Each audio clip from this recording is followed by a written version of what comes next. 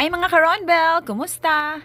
Challenge na ako nga no rice kuno. So, challenge accepted. Maong magpatatas ta in 2 ways. Baligtayin ta kung palit sa tulo ka patatas. Of course, before siya ni kama pong inani, ato siyang giboil. Before na to giboil, ato siyang hugasan og tarong og tubig kay daghan kay nagiram-hiram ani niya. Gipabukanan ako siya 15 to 20 minutes high heat siya.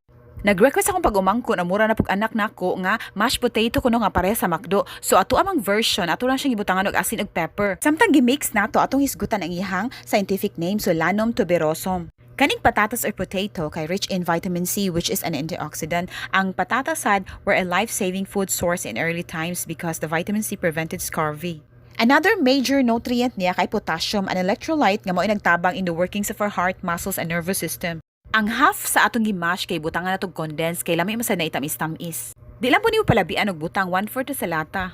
Sure ko nga dito kaigo ang tulo ka patatas mong atong giparisan og lettuce, pipino ug carrot nga salad. Ang kani siya tanetres ni tanan, ang katunga ato siyang ikatkat og butangan tog condense og nga tunga fresh ra siya. So no rice, no problem. So in total, 63 ra kong gasto ani sa patatas, lettuce, pipino ug carrot. Super enjoy na kaayo. Happy lunch everyone. Mo kini Ronbel Gums.